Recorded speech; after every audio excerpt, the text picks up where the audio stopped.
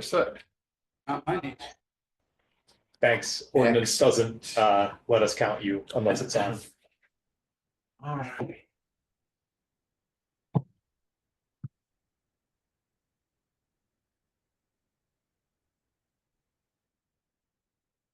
And there's Catherine. Hey.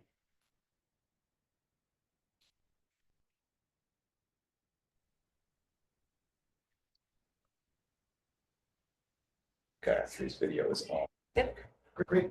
The time is now 6:30. Present remotely, Brandon and Gayatri. Present in person, Kim, Dave, and Charles. A quorum of 5 is present. The meeting of Middleton's Public Works Committee is called to order. First item on the agenda, minutes of 2/24/25. Are there any corrections that people would like to offer to our minutes?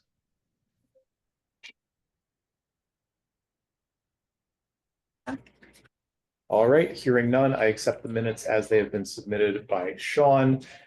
Next item on our agenda is Sean, I think we have Mike present. So can we move water utility DNR sanitary survey and draft response up to item number 2? Well, unless you want to go to sanitary sewer first, certainly can. Yeah, let's do sanitary sewer first. The SCADA upgrade award of bid.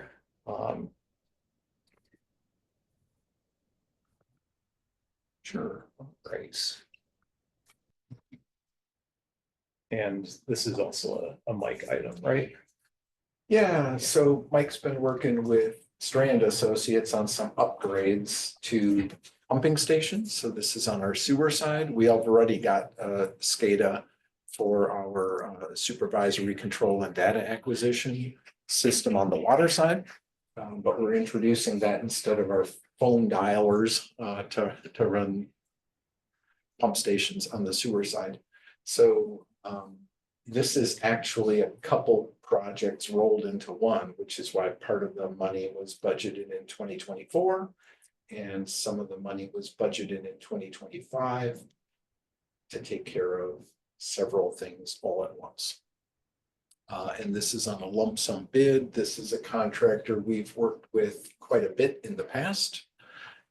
And they're relatively local. So the recommendation is to gauge SJ Electro, which is really electronics, to do this work.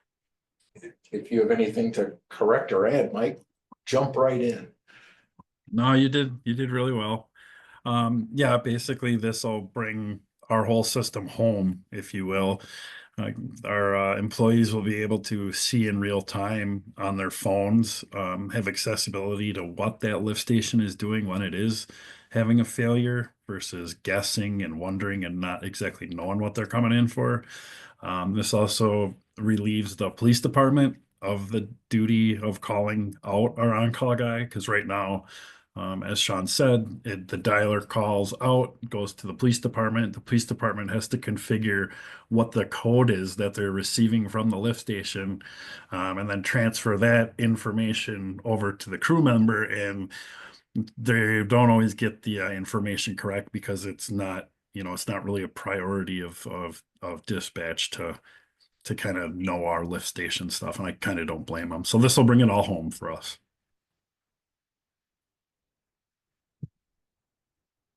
Okay, thanks, Mike. Do either you or Sean have any idea of what could have caused this discrepancy in estimated cost versus bid, which is substantially lower? I don't remember offhand what it was. Get down.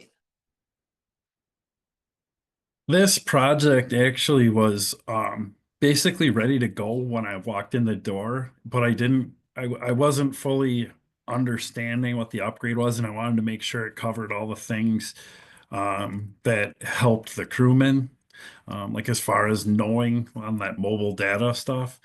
And so through reworking the project, then we figured out or learned through our attorney that it would have to go to bid. So the whole thing just kind of got, even though it was basically approved once upon a time, I brought it back because I wanted to learn more about it and make sure we were covering our basis. And then in doing so, it kind of added more to it. But then in the end, we were better off because we added another project, which is the panels. And I didn't really talk about the panels, but there's two panels that need to be completely rebuilt in two of our oldest lift station, which is Baskerville and Maywood. Currently, if you get too close to something that you literally will get an electric shock. So we do have some safety concerns that takes care of. But as far as being under by so much, I go off of what Strand kind of gives me for what they think things might come in as. So there was a delay with the one, and then but the other one um, was more.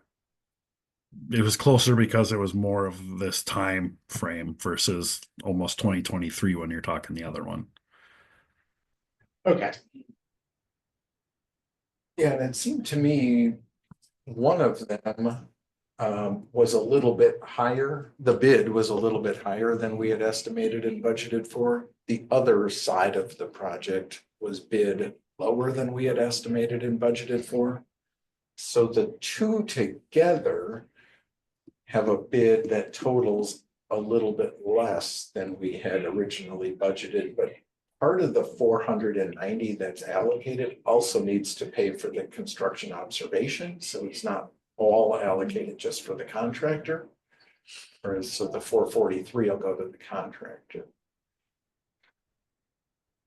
That Sean, leaves- no, Sean's correct. There will be engineering costs that come out of the rest of the 490, roughly the 50 or $47,000. Yet we'll have to cover engineering costs, which talking to Strand should cover. But that's sufficient. Okay. Yeah.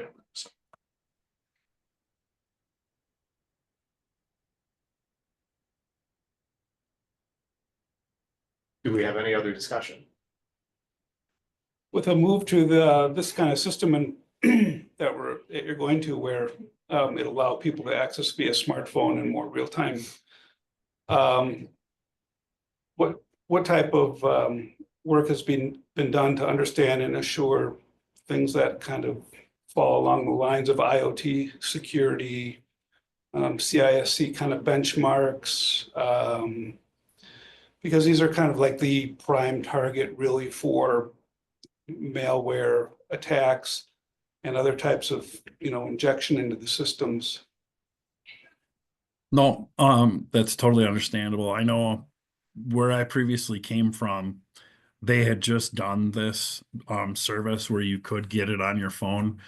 The portion that you're seeing on your phone, when you talk about you can't take control of our lift station if you were to get past our security, which we have Drew and oh, Dave, they're on top of all of our cyber stuff, and then they would oversee this as well. Our guys just got new cell phones.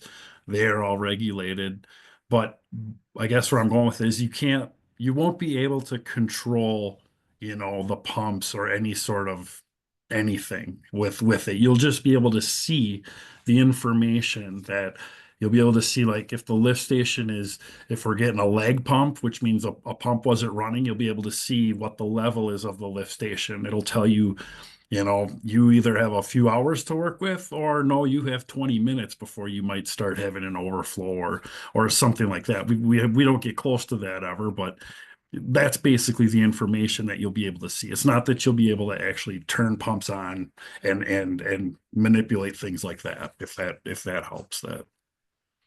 Yeah, so with this kind of service, it's really, a software as a service entity is what I'm probably understanding here, where you're paying, we're going to be in a situation with an annual license fee to a cloud provider service that will host these systems, host this data, host all of this.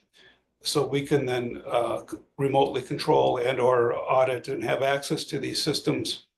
Do we have things like business associates agreements in place that would, ensure that these systems are hosted within the legal and physical jurisdiction of the continental United States? Things like that? I know, I mean, we have Strand overlooking our stuff. We have, it's not, this is a pretty normal thing. This isn't like new technology. It isn't anything that's like cutting edge or anything. This has been in place for, I know Wanakee has their entire water and sewer system where you can see it on your mobile device. There are firewalls, there are securities, there are all sorts of things that are in place to make sure that, only the right people that need to be looking at that information are looking and receiving that information. You are correct with, like, I'll call it the subscription based, where I did in this last go around on our budget, I added a subscription line basically because so many things are going to that. Our sewer trailer now, you have to, it has certain software and that has to get upgraded annually and overseen.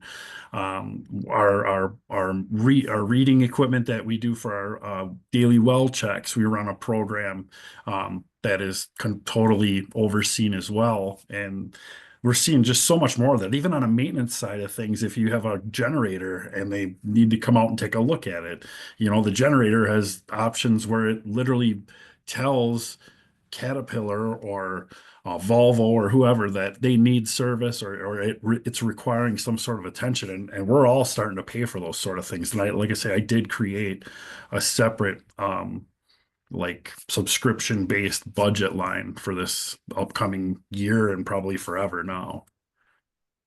So do Yeah. you know where it's housed? I mean, who runs that? Is that LW Allen or somebody else running? As far as the program itself, there's SCADA. The data that's available. I'd have to look into that 100%. It's the same thing that our water system is doing with the wells. The only difference is we can't see it on our phones in real time. That's literally the only difference.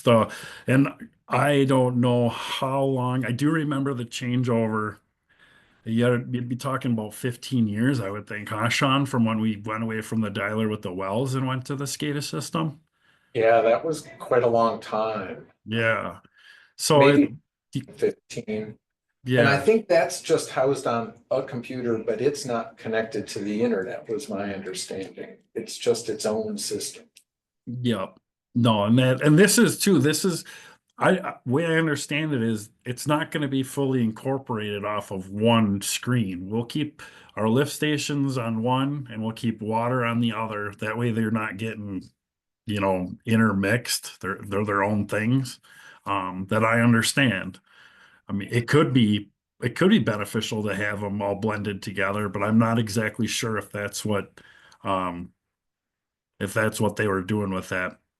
I know they have capabilities to do it, but I would rather, in my opinion, keep them separate as their own things. That way they can't get misconstrued. Um, I don't know, but I would have to I could look into that for sure. Okay, yeah, it sounds like you'd want to know who's hosting that data. Well, I'm just raising the flag. I think it's important for counselors and city leadership to understand that, these types of models are obviously what we are all stuck with because we're not going to build physical infrastructure on site in the city. We're not going to put up server rooms. We're not going to host data centers. We're not going to have 24/7 staff to run the stuff. So we do farm it out to a cloud, and therefore we now become dependent on software as a service, which is going to which will escalate in price over time. And that company, SCADA or whoever it is, they themselves may not even have data infrastructure. So they're using cloud service providers like AWS, Amazon Web, or Google Cloud Services, or Microsoft Azure kind of cloud services. And this type of business, even combined in total, is nothing more than a speck in terms of their infrastructure, but it's big to us.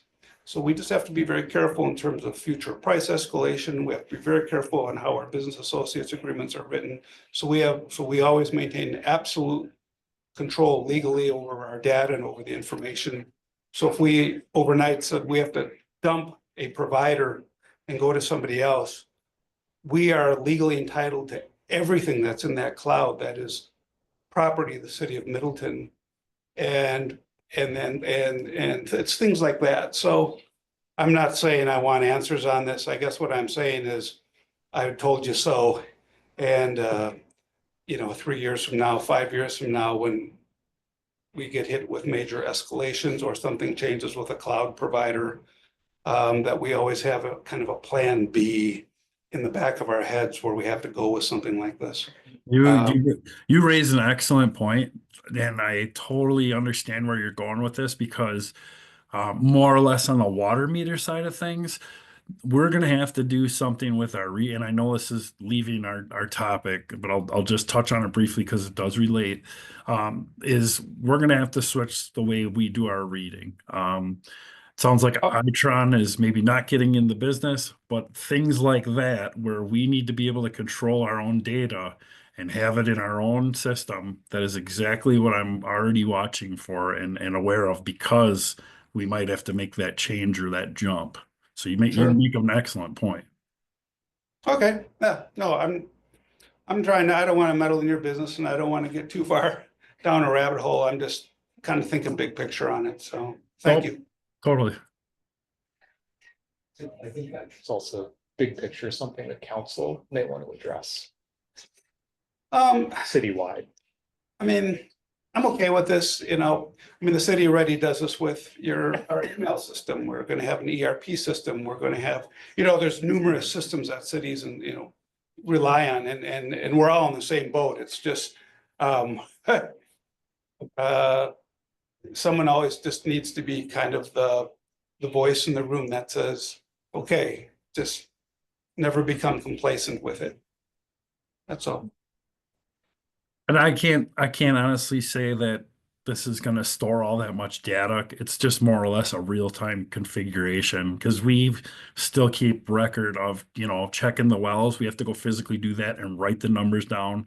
It's the same thing with the lift station pumps. We will still have to go there physically every week just to, we do it as a maintenance thing to make sure we're not hearing cavitation in a pump, that they're both running smoothly. So this doesn't totally, throw that information up for grabs. A lot of it, I don't even know if it would need to store any data other than what it's just telling you in real time, if you will. Is there a reoccurring cost after this installation is done, like yearly or annually?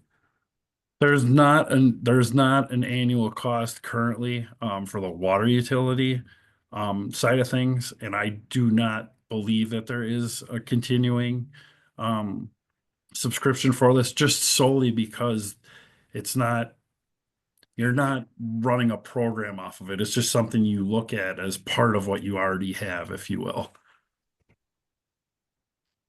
Yeah, that's where I got into, it's called an IoT device. So there's a smart device connected on all this equipment, pumps, lift stations, generators, it doesn't matter what it is. And that device simply has an IP address and it's connected to a network. And now it's up to the software that hits it to pull the data off it. So if these devices are generic in some respects, then they should be cross-compatible with competitive source vendors as well. Yeah, and that's kind of why this project did end up going out to bid and everything with, going through the attorney and basically dotting our I's and crossing our T's because the first time it was not going to. It's definitely a lot less work not having to go to bid, but in the end, obviously Sean and I want to make sure we're doing things legally and in our bounds, right? Yep. Well, and that always comes to, is this public construction or is this equipment procurement? And some of these are a little bit in the gray area, but we decided to just decide that it's public construction.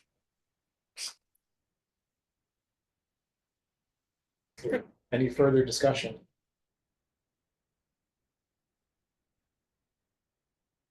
Would anyone like to make a motion? Oh, sure. I'll move that we approve to recommend to Finance and Personnel and the Common Council to award the construction contract to SJ Electro in the amount of $443,000. Okay, Lorman will second that.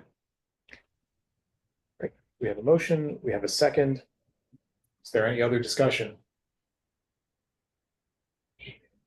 Going once, going twice. All those in favor, please say aye. Aye. Aye. All opposed? Hearing none, motion carries unanimously. Brendan, did you mean to abstain? I didn't hear your voice. I did say yes. Oh, okay, sorry. I saw it more than heard it. Okay, and we're going to, since we are joined by Mike, we're going to move on to agenda item number 4, water utility DNR sanitary survey and draft response. Mike, if you could please walk us through all of this. Yeah, and there's quite a bit here to unfold. I'll try to give you the short version. I, as the new water utility manager, came in obviously under some interesting circumstances. I've had a year and a few months now under my belt in this position, and I did not know. I know when we used to do it, but I didn't know we were due for it, and that would be this sanitary survey. Basically, after the first of the year, I got hit with the PSC audit, which we know is coming, and I knew that. But then I had an email from Miss Amy, who is our DNR representative, and she said basically was requesting for a date within about 3 weeks to get together and do the sanitary survey, of which is an entire look over that happens every 3 years of the entire water distribution system. So we moved quickly to, get the wells as beautified as possible. Not that that takes a lot, but you really want to go the extra mile to make sure that, everything looks good, everything is compliant, everything is as it should be, right? So it was a lot of information gathering, 3 years worth. And as you can imagine, I don't know where 2 years worth of information was. So I worked with Sean, and Sean's great with helping me, and I very much appreciate that. But had to come up with a ton of information in a very short time. Amy is also new to her position. She replaced Dave Barkan. Dave Barkan had been in that position for quite a long time. So, Mark and myself, this involved a quick meeting at City Hall with Amy. It took about an hour to go through. I'm not kidding you. It was literally a 10-inch stack of paperwork that I had gotten ready for her. Most of that was all good. We did our physical checks of every well house, every water tower, both water towers, and as well as our booster pump stations. So the deficiencies you see, and the checklist is of things that we went over, is, you can imagine, quite long. But what Amy came up with that were significant deficiencies were that Tower 2 has an access tube air gap that is not properly addressed. The tower has always been the same. It was never an issue. Now something changed along the way, or Amy noticed it and Dave never did. So we are correcting that to void that gap, basically. The roof wet hatch does not have a gasket installed. Again, another thing, it's never had one. It's never really been an issue. It covers, but it doesn't, make that entire seal. So we ordered a piece of trim that has rubber, like a rubber gasket that will, once that cover comes down, it'll now make a seal. So they're easy corrections, just things that were never brought to our attention before. And Amy saw it, and that's what we have to do.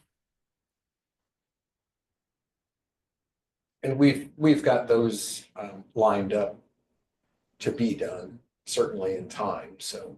Yeah, but the parts are ordered. The gasket is ordered, and then so is this. Basically, it's like a big, kind of like a rubber patch, if you will, that'll cover up that air gap that was recommended. And what are the delivery dates for those? They should be here within a couple weeks. We didn't even put a delivery date on it because it's just something that was not, it's not something that you're waiting for. It's just simple stuff. And then our own crew will just install them, so it's not. Yeah. When, this, and then they have to climb the tower and get up on top. So obviously it'll be dependent on weather and things like that. It's been quite breezy. It's a beautiful day today, but I saw maybe some cold stuff again next week. But our goal obviously is to get in compliance as soon as possible. And as you see, as we go further down the less severe issues, some of those we already took care of. They're basically our number one priority. Yeah, you noted that in your reply letter draft to like which ones we've already taken care of and Correct. Amy know.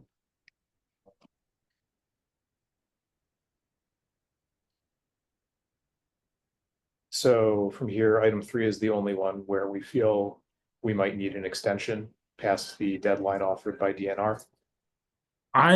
So the service line materials inventory, I was doing simple math on this earlier today, and the federal mandate is asking for roughly 8 questions per lateral of any water service in the system. The city of Middleton has 6,000 meters out there with not quite that many connections. Just some places have double meters and whatnot, so I don't totally go off of that. But with the questions that are asked, I would have had to, in my year and a half there, I would have had to compile 48,000 different line item question answers. And with the low workload I had, you are all aware, I did the best I could. I came up with the stuff that we had.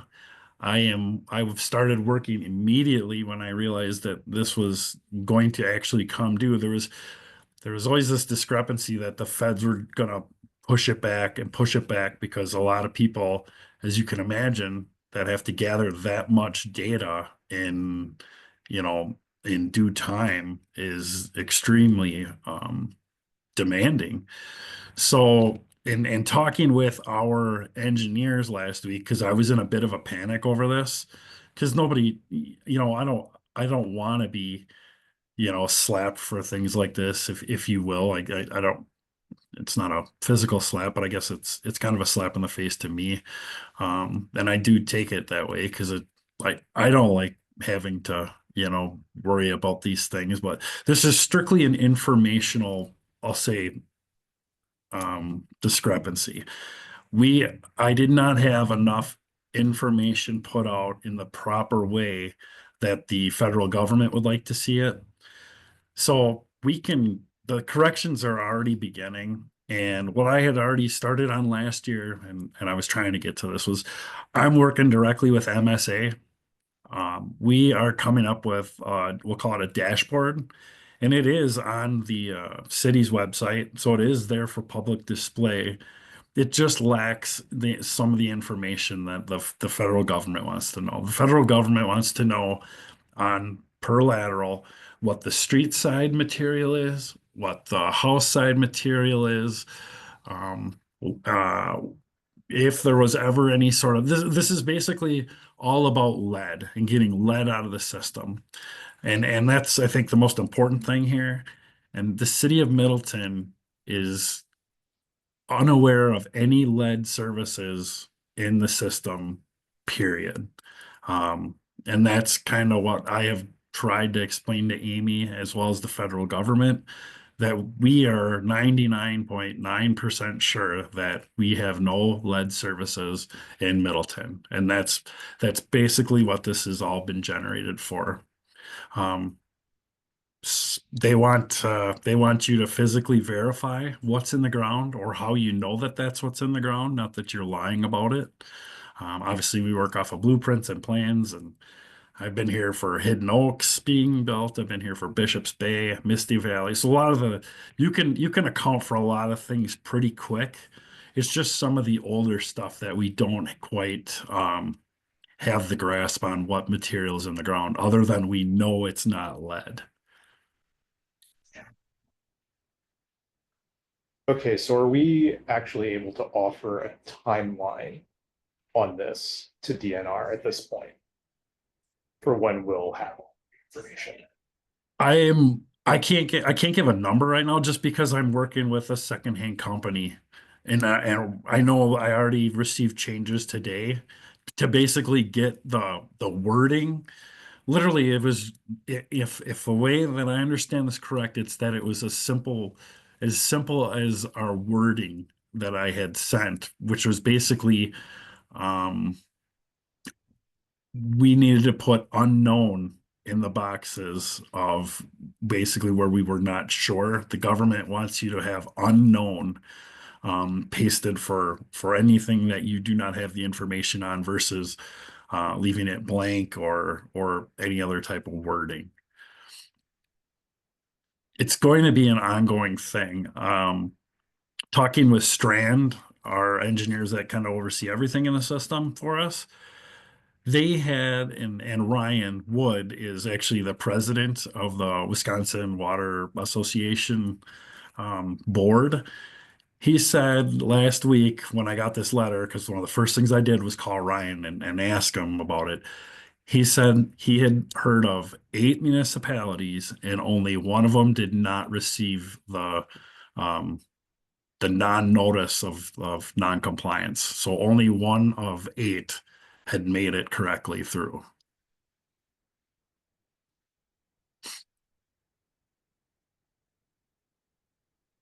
Not to draw a comparison, but it is, he said, he goes, don't feel bad. He goes, you are not the only one, and it's not a major deal. We just have to follow through with it and take care of it, which is what we're doing. I can't give a timeline because again, the 48,000 lines of information we're trying to come up with, and we're doing it in batching as we know, because we want to be accurate too. That's the thing. We don't want to just put information out that's inaccurate. Yeah, I completely understand that. I just think if we're offering or requesting an extension, we ideally want to be in a position where we are offering an alternative timeline when we file to request that extension. We're gonna touch more on this at the next meeting where we're gonna go over, because I have to do the same thing as I did here with the reply to Amy. I have to do a reply to the federal government, which you will see at the next meeting, and I hope to have a better grasp on it. As you can imagine, federal worded jargon is extremely hard to process and understand exactly what they want. So that is what I am working with too with MSA and our engineers on, to make sure that what we do is what they want and accurate as well. Yeah, and I would hope that within a month or so, we'll have made some progress and understand then about how long it might take to collect all the information, or check unknown, because we just don't have it right now. Correct. And I know that MSA did already start doing corrections on the dashboard. Yeah, and I think part of what's helpful too is, like Mike said, we're putting out as much of this information on the GIS as we can so people can see it on a dashboard. But my understanding of the federal rule is that unless you have lead, you don't have to do that. But we're just choosing to do that. And like Mike said, we're very confident. We've not run into lead services here.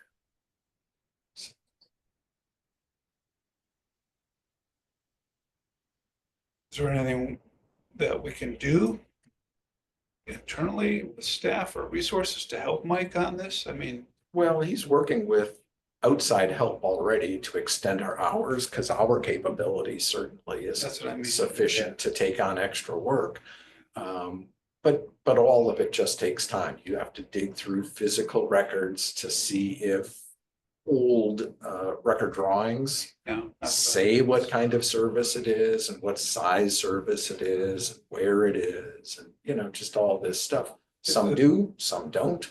I guess is the big picture on this from a federal perspective.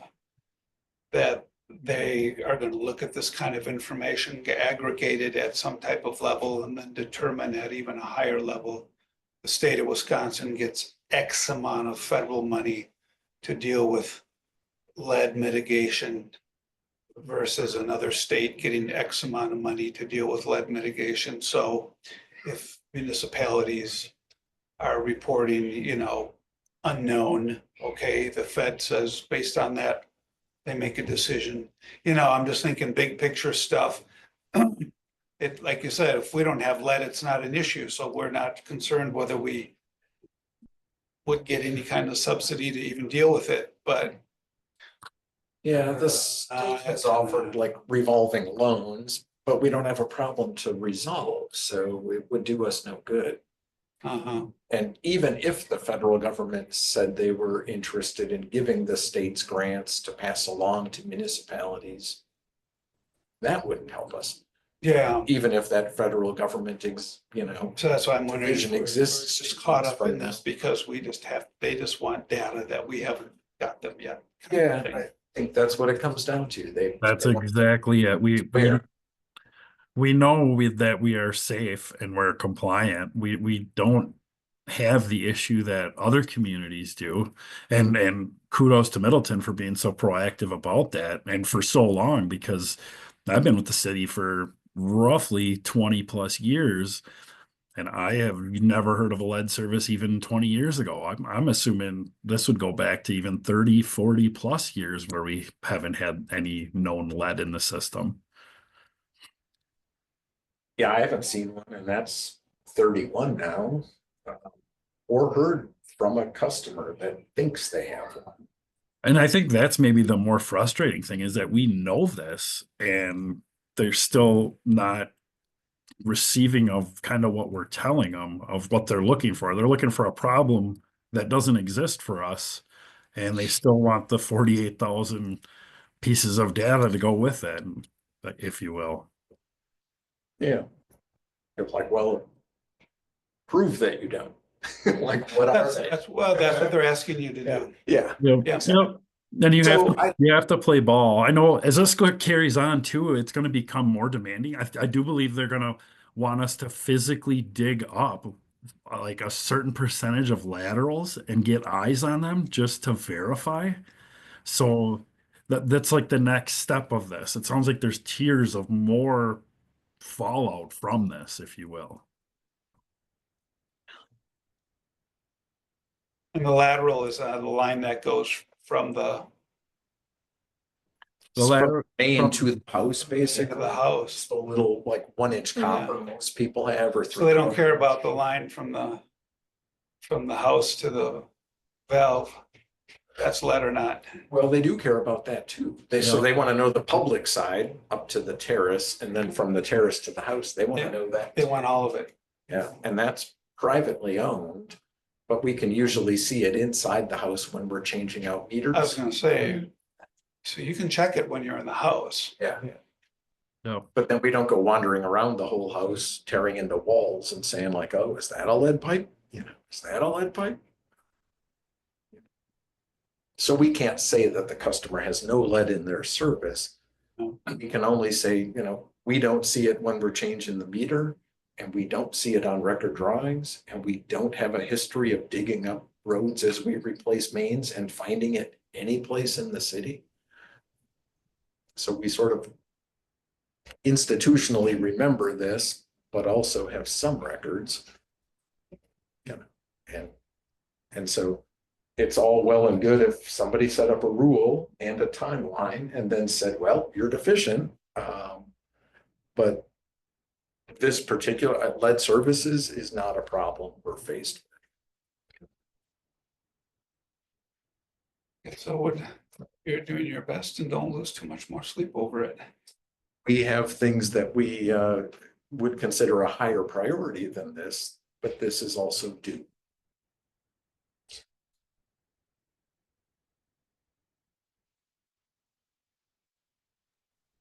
You will see more of this again as I write the correspondence letter for the next meeting. Yeah, right. So this is double DNR Oh. pointed, but so did the feds.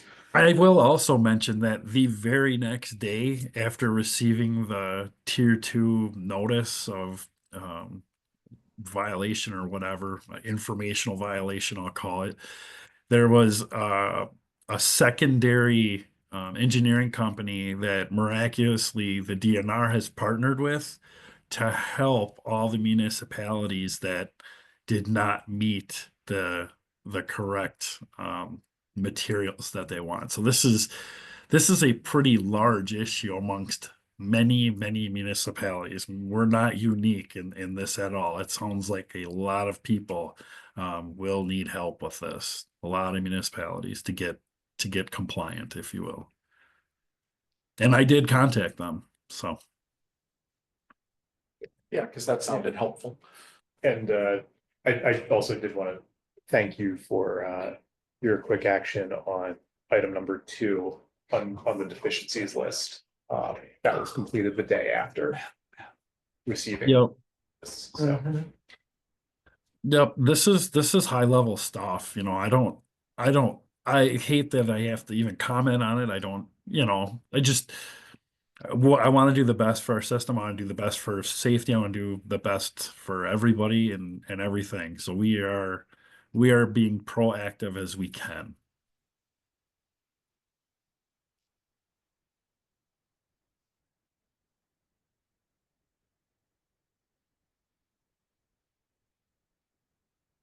Sounds like you are. Sounds like Yeah. it, and I appreciate everything you're doing. Yeah, and Absolutely. I think Amy brings a new perspective to this that Mhm. Dave sometimes didn't when he was our DNR rep. And so that invariably happens. Different people see different things, and that's a good thing. So if they see something that can make us better, that's the business we're in, making things better. I would say there are definitely things on Amy's list. You know, I'll say Amy is maybe more by the book, being new, where Dave was maybe a little bit more accepted of things that were in place. There are a couple things that have been there for forever since the well was established that now Amy would like to see changed. So and we'll comply. We have to play ball. I think that's a good thing. so the agenda packet says that you would like a motion approving the draft. And I had a question on 3, just is blank the current acceptable term? Or is that one of the ones that the Strand wanted changed to unknown? I'm sorry, what's the reference to number 3? Item number 3, merely fill in the quote blank. Is that on a document? Yeah, it's in our reply letter, page 2, item number 3. I remember Mike saying that the term they insist on is unknown. So, Oh, here, yeah.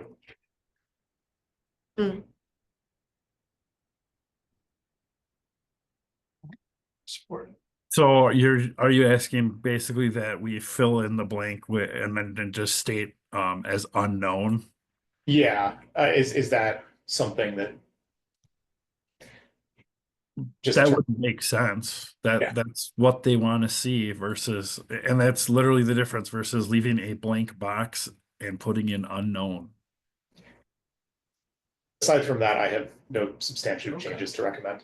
Yeah, so you might want to just rephrase that, Mike, to say something like, we wish to provide accurate information and minimize the number of unknown responses. That's all. We're gonna have some, but if we can limit them, that's better. Yep, no, and that's obviously easily doable. That's an easy edit. Sure, yeah, that's a good catch.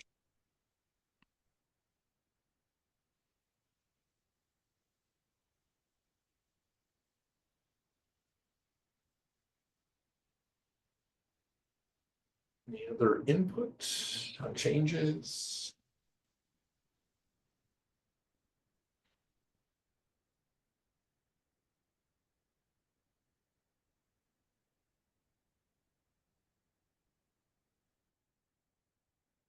With that proposed edit, I will move to send the Wisconsin DNR the reply letter and agreement to extend the abandonment of well number 7.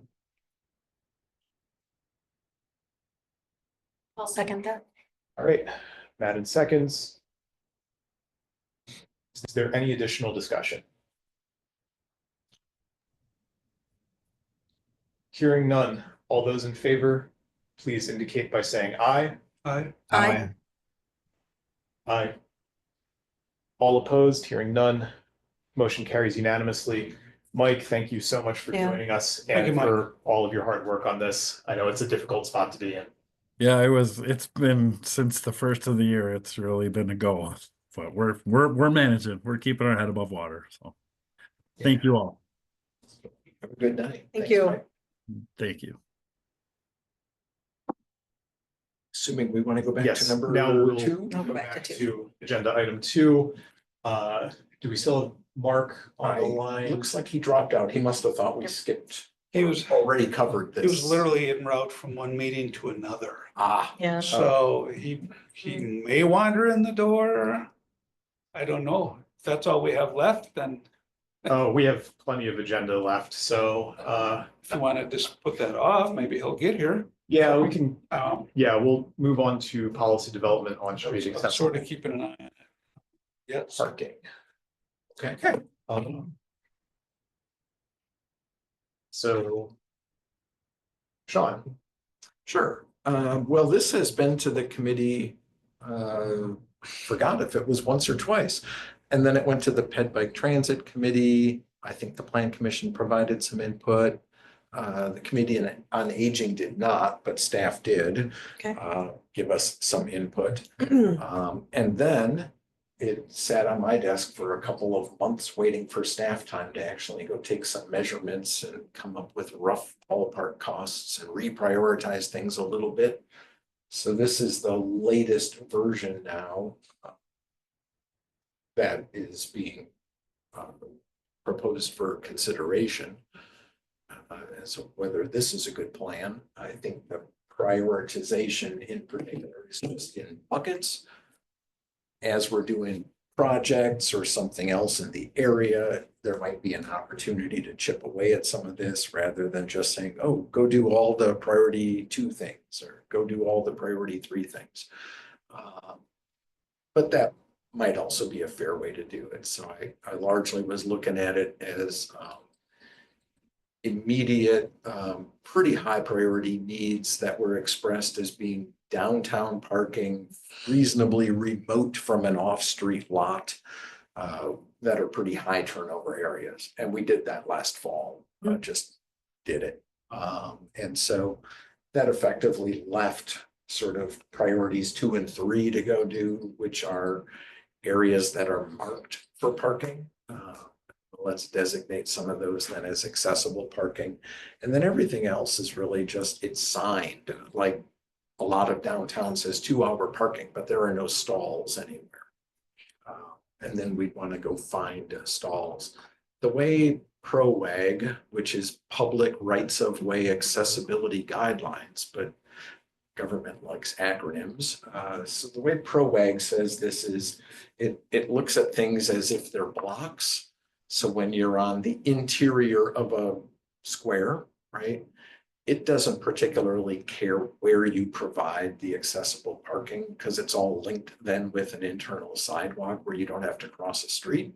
Mhm. So I retooled sort of the former list, close down to it.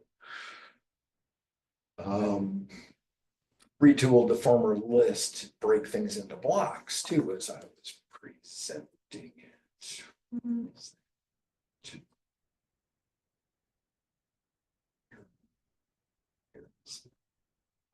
So it'll say things like, downtown block C or downtown block E.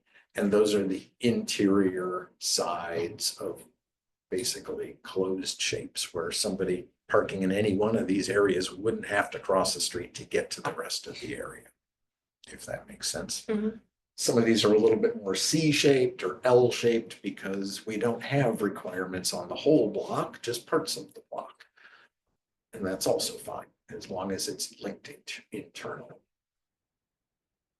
So that way, like I say, this is 9 parking stalls and 3 and 9 more, but we don't have to do 1 here and 1 here and 1 here. We can just say, in aggregate, that block has 21 parking stalls, of which we need 1 of them to be accessible. Where exactly it goes in these 3 segments doesn't really matter. So whoever's in charge will look for an opportunity, figure out where it might make the most sense or get the most use, and designate that. Some of the rules too are that of any stall we mark and designate as being accessible needs to have a certain length and be with its own ramp or next to a mid-block ramp or a crosswalk ramp. And needs the 50% central area to be free of obstructions, right? Because that's where the car doors open. So we don't want a planter there or a tree well there, because someone getting out of their vehicle would find limited use then. And so even downtown, spots were a little bit difficult to identify because we have a lot of those things like trees and benches and garbage cans and, stuff that make it unusable as an accessible spot, some of which we can move, some of which we cannot. Like streetlights don't just move. So that's just the level we're at right now. I haven't tried to identify where exactly this one would go in block E, but at least it gives somebody a roadmap to say, let's do that, right? And all of that kind of fell under priority 3, where we have things signed but not marked, as opposed to marked, often also signed, but not designated. And a lot of these are angle parking areas or perpendicular parking areas, which is why they're marked. One of the very few parallel parking areas that's marked is right downtown here by the Village Green on Hubbard Avenue. And that's only because it was across the street from a bunch of angle stalls. That's kind of where we're at with it. And the cost estimates are just very, very generic and ballpark, and all of them assume that we don't have to take apart the terrace, build our own ramp that goes from the accessible spot up to the sidewalk. Although in some cases we would have to do that. I just don't know exactly where they are yet. Part of it's going to depend on where we set these things up. Yeah, so Sean, thank you for all of your work on this. It really is a lot that you've done. And that this committee has been a part of as well over the last year and a little bit longer than that, actually. I think, if I'm remembering correctly. It's getting there. Yeah, just about there, I think, at this point. And this is a good plan.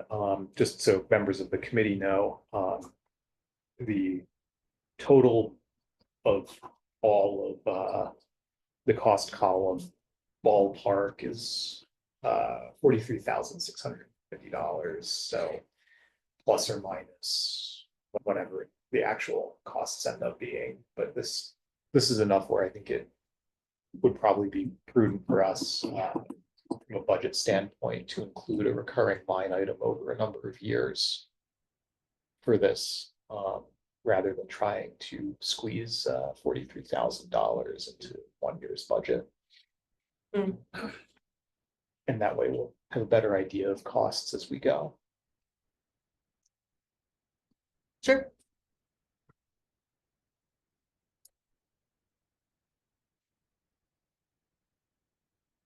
So that would, we would include that in next year's Public Works request, budget request for 2026. Yeah, now that we have this policy, it's important that we have a plan. And we, for coming into implementation, compliance and implementing, yes.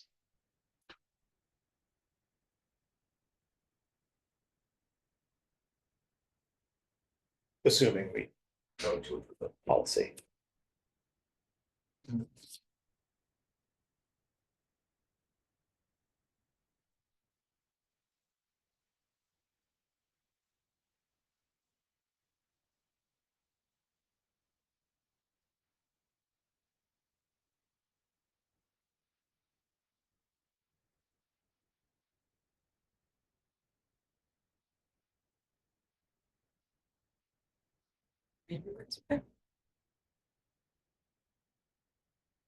And do we want to send this over to the pedestrian bike transit committee for their input as well? Yeah, it's a good question because it is different than Yeah. the previous version. that's probably not a bad idea.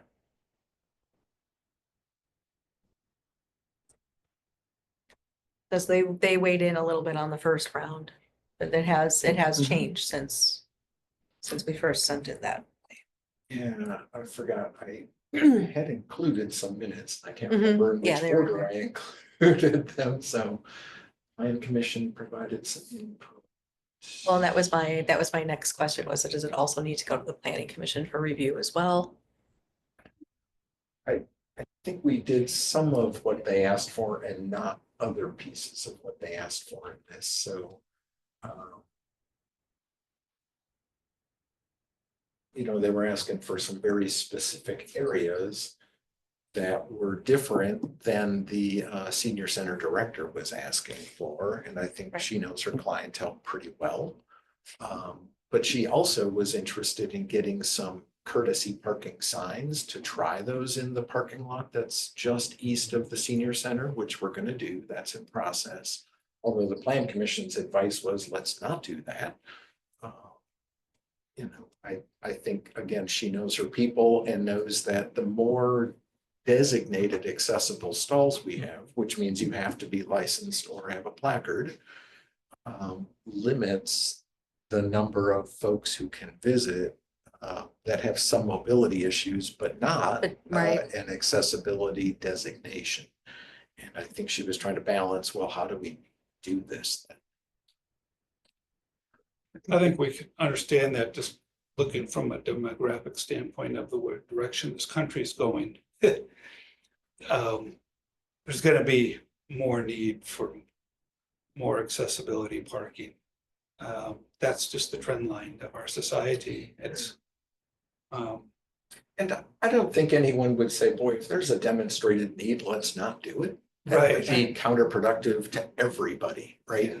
I think what she was saying is, well, let's not effectively tell folks that have a difficult time to go even further. Because even if nobody's parking in that accessible spot, you can't either. Yeah. Now, that doesn't mean that courtesy parking may be respected. She just wanted us to be willing to try that first and I'm open to doing that. I think it depends on the sign. Is it gonna say courtesy parking or is it going to say, short-term parking? Well, For it's going to drop-off. reference specifically senior needs. So that if some random stranger from out of town pulled up, they would know why it's courtesy parking. And The grocery appeal to stores. their better natures to The say, grocery stores do that right now, right, closer to the store. And they'll have all different types of signage for, everything but handicapped to kind of, make a space for somebody. Yeah, it's not legally enforceable, but at the same time, hey, you're being really rude right now does have a bit of a bit of a social impact, especially when it is in public. Um, people tend to, Hey, that's, maybe the sign should say, yeah. hey, do you really need to park here? Because I think if we're willing to try that, and again, it's in process, but if it is a failure, we can always fall back and do something different too. Mhm. I'm not concerned by that. Yeah, and that seems to be what the senior center's requesting. you put in like So- those little concrete blocks with The post. the post on it so we can move it. Well, and in the very, very long term, we don't know exactly how the senior center is going to be fit into the community There's campus, that too. right? So, It may move. yes. So anyway, so we took care of that one plan commission thing, not the other thing. Okay. Of head bike transit input.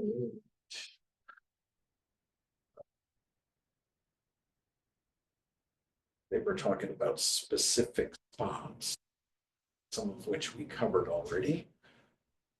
And then they asked for a numbered list, which I did not do, but a timeline and budget request, which I sort of did do. And then there was a request for a cost benefit analysis, and I didn't even try that. I can give you cost. Right, I don't know how you quantify the benefits. correct. Someone else would have to tell me the benefit. I think doing the study of the use here would cost more than what we've budgeted. What do you mean? Oh, the study of how many people, in order to do a cost benefit analysis, we need to know exactly how many people who are mobility impaired would need these stalls, which would require a study.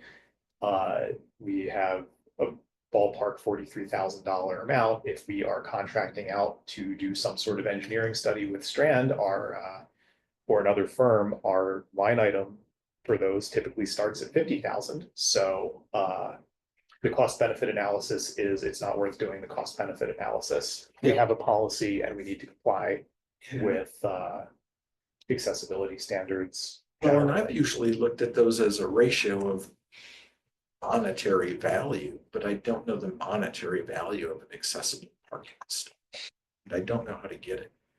Yeah, we'd be contracting out and we'd be spending more than the total budget line item. Right. So. Yeah, I think the important part is to honor the spirit and intent of the policy, and that is we need to have more accessible parking spots, and so you've done your work and we'll get them put in. Yeah, so we want to make the city fair, Yeah. reasonable, compliant, And- whatever word you want. But to spend money on an outside party to tell us, oh yeah, that's what you need to do. So, Well, and ProAg says that already, like, do it. Yeah. It doesn't say if you think it's a good idea. Yep. It's just not one of those things. and we know our city better than a person who's from outside. So director of the senior center says, hey, I know my clientele, this is a good place to do it. And we get input from businesses, people around the Stonehorse Green area and say, well, we know our clientele and what makes sense to allow people to get into our businesses. It's a win-win for everybody. Right, we can do more if the demand is higher and people are saying, you know what? One is required, but two would be helpful. Well, we can do that. We can do it. Right? But what we don't want is for someone to come up and say, well, now you're wasting 2 parking spots, for this one accessible spot and nobody's using it. Because the answer to that is, gee, that's too bad. And it's still required. And nobody's wasting it or offering that as an accessible feature. So, because we do get that call too. Oh, sure. Of somebody to say, oh, that's not the right spot. Nobody's using that. We don't need that. And so we need that message to be uniform too, that I can appreciate your viewpoint. Now, here's what's happening, and that this is needed.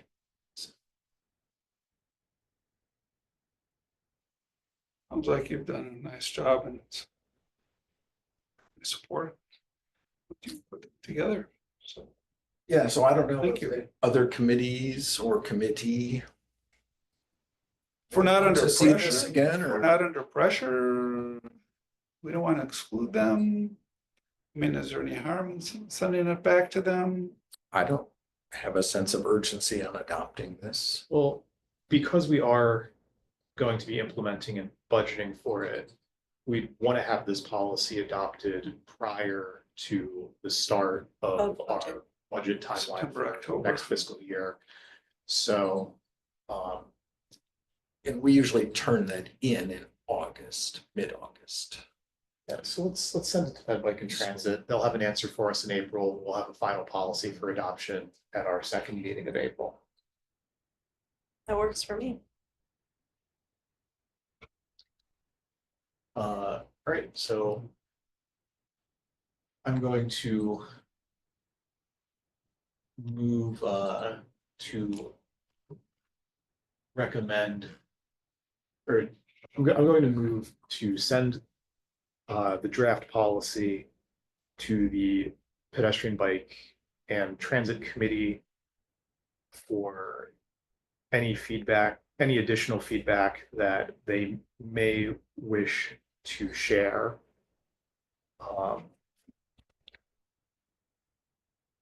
And to request that staff begin the process of figuring out budgeting this into our next budget and, if necessary, future budgets. I'll second that. You second that. Nope, you just did. You're good. It was so on the line. It It's because we're not sitting Dave- next to each other. Right. Dave's voice was first. Kim's hand was faster. Oh, I heard Dave before I processed Kim's hand, though. So, all right, we have a motion, we have a second. Do we have any other discussion? Hearing none, all those in favor, please say aye. I, Aye. All opposed, hearing none, motion carries unanimously. Sean, thank you so much for your work on this policy. It was a lot to get through for you, Yeah. and Well, but this is one of those good things. yes, Mhm. it's a great thing, and thank you for doing it. it's all right. Someday, maybe years, well, into your retirement, we'll be driving downtown and looking for a parking spot. right? With my knees, I'll be looking for a courtesy spot, but Okay, Make one just for bicycles. so next we have a requested ordinance change, no left turns at Cromrie Middle School. This was requested by Officer Carbon to Sean, so I don't see her present. no, and I wasn't expecting okay. that she would. She only requested this, and I didn't hear confirmation from the school principal, although he was copied on the messages that we were sending back and forth. I presume he's not opposed to the idea. I shared with both of them that it may have the net effect of training parents to circle the block and approach Cromrie from the west so that they're turning right into that very same driveway and causing a queue someplace just further west than this. But I think there was interest in trying it. It costs us an ordinance and a couple signs and probably a training period. And so I'm not opposed to it. I mean, I know that whole block plus is a sort of a bottleneck for 15 or 20 minutes in the morning and again in the afternoon. And it's frustrating for bus drivers in particular, which I totally get. I thought the option that may actually have a net positive effect would be to say this driveway is for buses only during these times. period. And if you need to drop your kid off, there are all sorts of streets around here. But that was not proposed. Let's send that feedback to them and see if that's what they want us to pursue before we send I- this to. When you say them, I did. Oh, you did? Yes. Did they reply? They did not wish to pursue that. They didn't say no, or we're not interested. They just were silent on it, like, that's an idea. So having had children not too terribly too far away from having gone to Cromrie, I can say that that definitely needs to be addressed in some way. The staff has told parents who are dropping students off to preferably go around the block or drop in another spot. Yeah. Like, hey, drop them by the football field or Right. closer to another entrance. Yeah. And so even though they have given parents that feedback already, it does not seem to be addressing the issue in any way. I And get think the that's why feeling they're, like that's always good for somebody else, but not me. you yeah, know? and that's definitely the feedback I got from faculty when I had students there Yeah. of that age. I think I got that same message when I had a middle schooler. But we live across the street, so it wasn't a huge issue. So I mean, my opinion is that if we think that this is going to provide some traffic relief and the cost is literally an ordinance and a sign, that And the we should move SRO forward. will be present to enforce that ordinance Right. during those hours, so theoretically. Theoretically. Yeah, it's not due to a shortage of staff trying. That's not it. I think it's just one of those, for a brief period of time, somebody can put more cars on the road than we have lanes available, and that's just the way life goes. Yeah, one parent every year will be the unlucky person who gets the ticket and theoretically compliance will follow. So we can try this. I think it's gonna be a complicated sign to read when it says stuff like, no left turns except buses during this time or Mhm. during this time. That's a lot of information to process if you're just driving. So I think this will need a grace period, whereupon somebody might have to say, next time you're coming in here, read the sign. But that's life in general too. Right, we're making sure that people who are waiting to turn left are paused and redirected. No, you need to go right, and so that everyone else can go right as well. Right. So that'll take, I think, time and Yeah. We might want to add one more sign a little bit further up the road too, so that you can see. As they're waiting in line. Yeah, and No, I can't turn left. I In- wonder why I'm waiting in line. yeah, in multiple places, just don't do this, don't do this, don't do this. Right.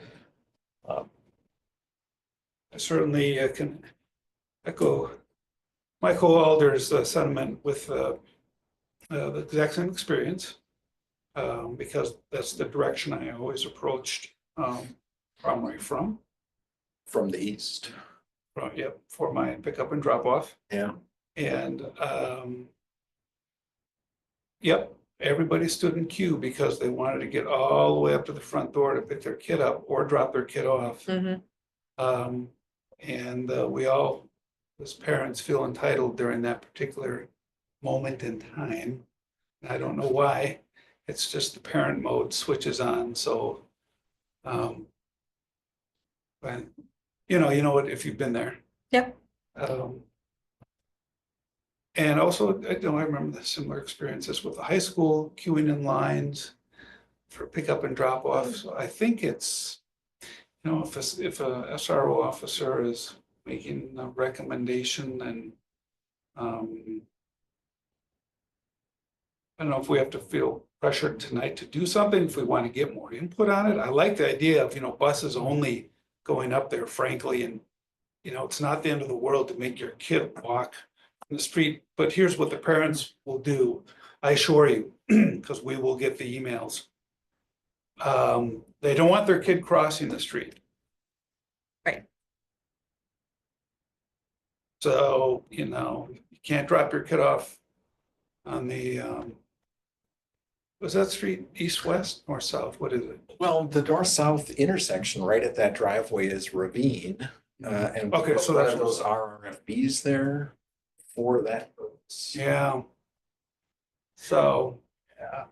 The other intersection is Park, and Yep. that has a four-way stop. yep. Brookdale doesn't really have much of anything. So I know, parents want to be on the school side of the street for pickup and drop off. Well, pickup's tough because an hour before school lets out, that's pretty parked full. Yep.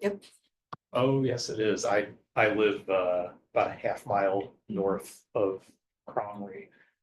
And I'm thinking about this and thinking, oh, well, Chili's in a few years, Chili is just gonna be walking to school, crossing, 3 different intersections, I think. And in that north neighborhood, Yeah. there are a ton of parking spots. So if you could establish like, this is where I'm going to meet you, I think that could work. But there's that break-in We- period, like, well. You let's think make we'd it- want like transit input on this, other Yeah, committee input, or does this just, hey, yep, send it over to LNO and let the police and the LNO sort it out. Yeah, well, that's my recommendation, largely because the people that deal with this day in and day out supported this, and Yeah. Mhm. I'm supportive of what they think their needs are. Okay, I shared with them some hesitation that like this might move the problem to the other side of the intersection. And if you need to just drop a hammer on it, don't let cars into this driveway. But this was their best opinion, and I want to be supportive of that too. suppose the officer could do that. They could go out there and go, hey, sorry, we're not letting cars in here today because we got a situation with buses sitting out on the street. So we're gonna get the buses in, keep the cars out. I mean, they have that discretion, I would imagine. I don't, absent from a the traffic ordinance- control perspective, they probably could demand that people move.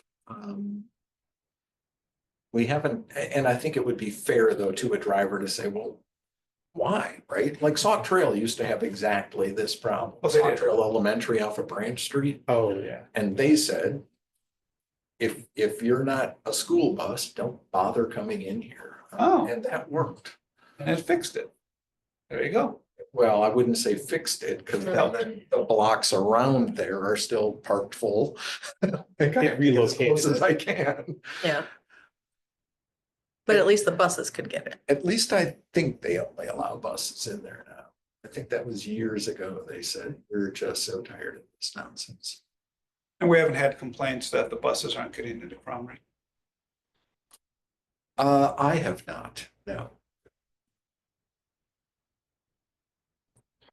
Sean, if you're comfortable sending this to LNO, Yeah, I don't think we're gonna get a lot of different in, but Brendan's not quite over to Cromley yet. He's got a ways to go. well, there might be no left turn. I was looking at the aerial image because I'm not super familiar, but I think it's a good thing. We're kind of treating it as a test, as an experiment to see if it helps, right? So I think it's a good thing to push for. We might be creating another problem if people are trying to come down Ravine, more people coming down Ravine trying to go straight through. But I see they have a stop sign, so.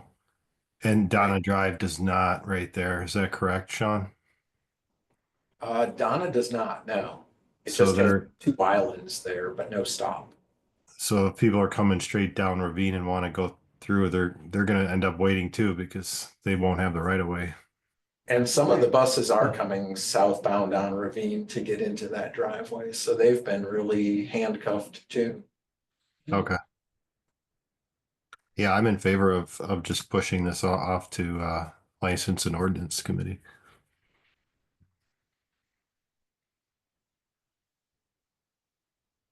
all right, Want me We to need make a a motion? Sure, go yeah, for go it. for it. All right, I move that the committee recommend License and Ordinance Committee and Common Council to create a new ordinance. 15.103.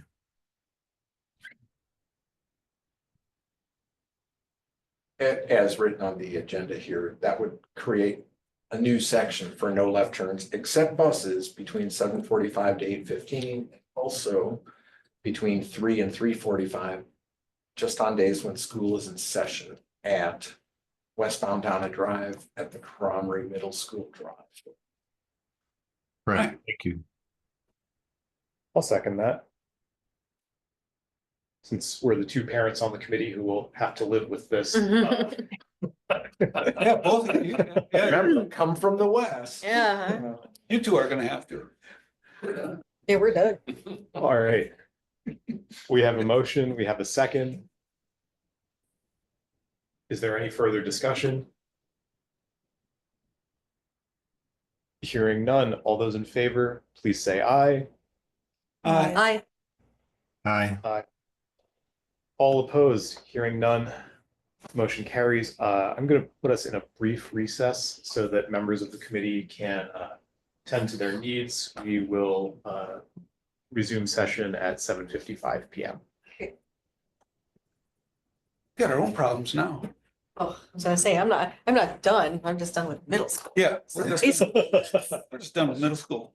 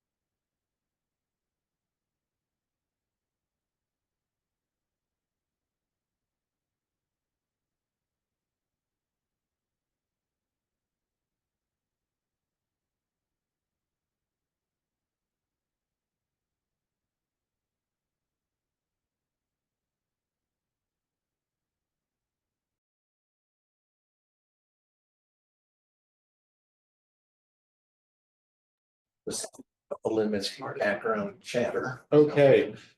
The time is now 7:55 PM. Members present remotely, Gayatri, Brandon, members present in person, Kim, Dave, and Charles. We have a quorum present. The meeting of the Public Works Committee is now back in session. Let's just move to the ordinance change, membership of Public Works Committee. I'd heard, based on a discussion of the first reading of this at council, that it seemed like Ped Bike and Transit might request the ordinance read that they place their member onto Public Works. And Sean has written a memo in our agenda packet about the practical consequences of doing that. So, Sean, if you'd like to. Yeah, I think it's a matter of, whether we have one member serving two committees, wherever that member came from, doesn't much matter to me. That member is serving two committees. It does have a practical effect of how this committee is constituted, or when, I should say. And that has some ripple effects going down the line. So that'll be up to the council to determine if that's what's intended here. So I don't have any recommendation one way or the other if there's a committee view on that, or the council's view on that, but it has this timeline shift associated with it.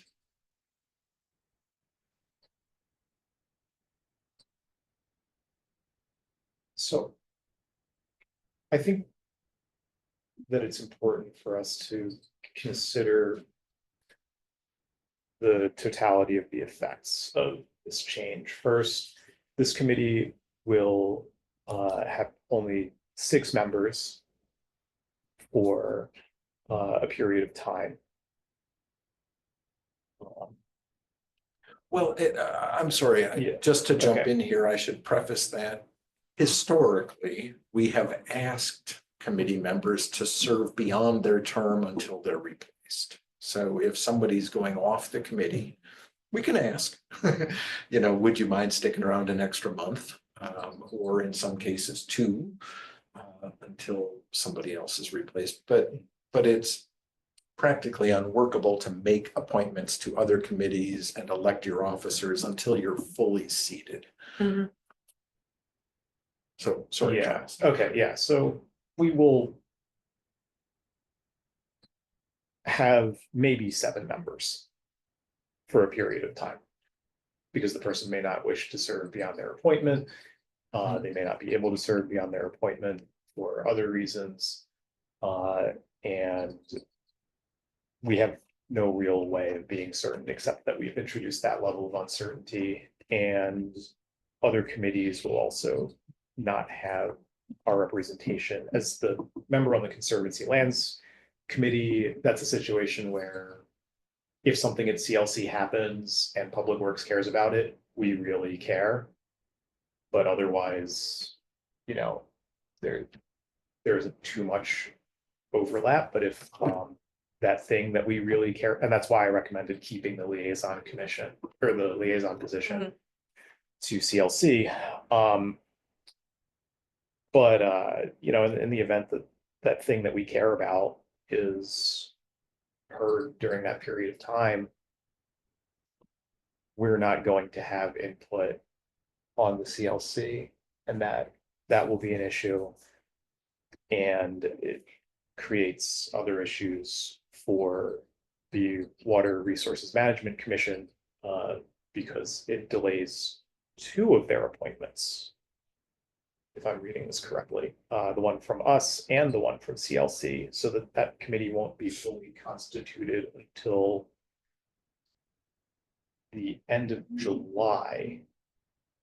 And they'll be voting on any budget items or hearing any. Or hearing. Items. Almost that first full meeting as a committee. I don't think that's ideal. I appreciate the value of making sure that bike and transit has a voice, but I'm concerned about the downstream effects of way we're going about it in this proposed order. Yeah, I mean, I'm equally concerned. I mean, the mission of Public Works is Public Works, and I think we have to stay core to that. And it is, you know, crucial infrastructure for the city. It's required by statute. Pet bike and transit is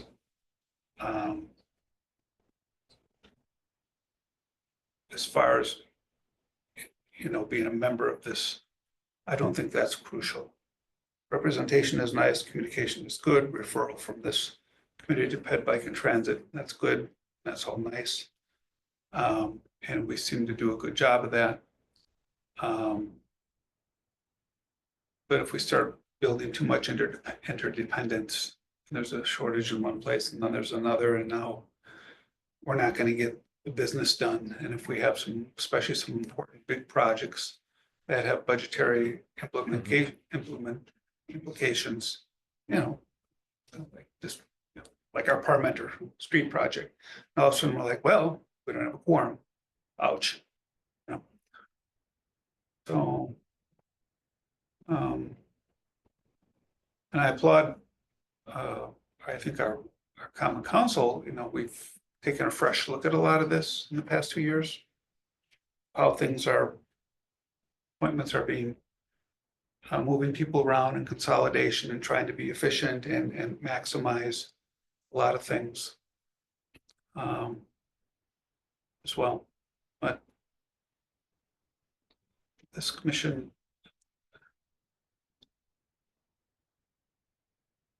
I think we always have to keep in mind what we're here to do.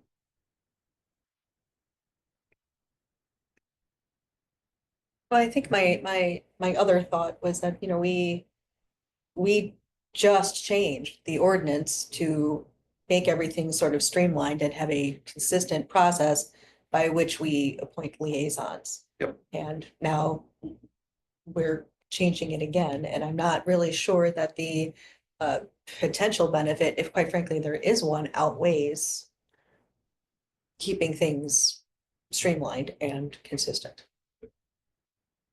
And I did watch the Ped Bike and Transit Committee meeting where this was discussed after it was posted online.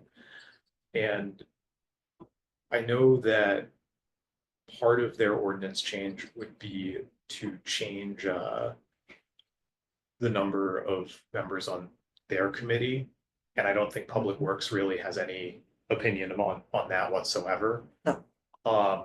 But insofar as this ordinance changes the makeup and timeframe of our committee and several other committees, I don't feel comfortable with it I agree. due to the specific downstream effects.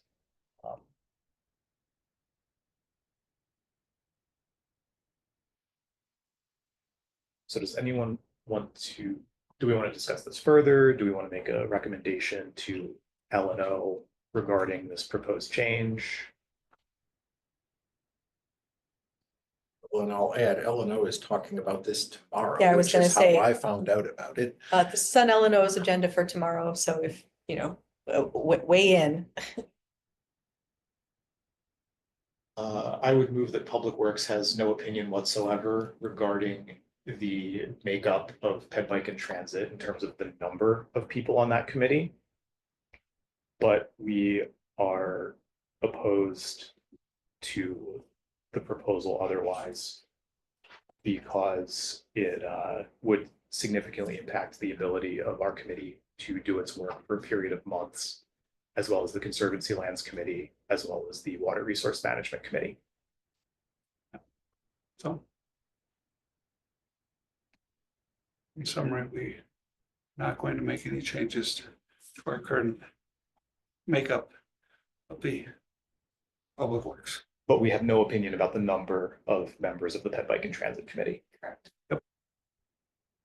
Meddle with us, we won't meddle with you.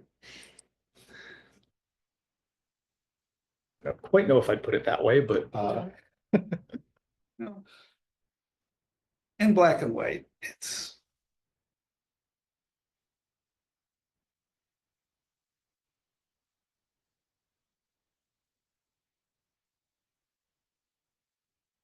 John's catching up. Well, and I have a videotape, so I think, well, if it all comes out okay, I will. Right. so just to restate the motion, Public Works has no opinion about the number of members of the Pet Bike and Transit Committee and opposes the proposed change otherwise To the makeup of Public Works. to the makeup of Public Works, yes. Of Public Works. Does that motion have a second? Second, Thorman. Okay, we have a motion, we have a second. Do we have any further discussion? All those in favor, please say aye. Aye. Aye. All opposed? Hearing none. Kim, you can represent this viewpoint tomorrow, please. But I will send an email as Okay. well. That's fine. Okay, and we've been joined by Mark Opitz. There he is. So we will move to the Cayuga Connector Bike Path Award of Bid. Mark, thank you for making time for this meeting. Hey, I was just in another meeting, so it's all good timing. Okay, so Mark or Sean, which one of you wants to go through this? Mark, you've been working with Strand. Yeah. And if you'd like, Sean, you don't have the plans in front of you, I take it. I could display what we're talking about here for a segment if you'd like. I don't have the drawings in the packet, no, but I think in the agenda comments, I just explained in a Right. general sense where this thing goes. Well, And I can so display it back to- on the screen if you'd like. Unless somebody really cares, I could just say it goes from the signalized intersection of University Avenue at Cayuga, which is just west of the fire station. And it follows within DOT right-of-way up the off-ramp to the Parmenter Street roundabout. So it's effectively parallel to Parmenter Street, just further west in that DOT right-of-way. That's where this is. DOT has been working with Strand and the city on the alignment, on the profile, on where fencing is required and not required. We have one easement need that Mark has been pursuing, but we do not yet have that signed and in hand. So with DOT's blessing, we bid this project. And so we do have the results in here. We're just not ready to officially have asked the council to award it until the easement's in hand. But DOT is okay with everything, and that was the big hurdle on this.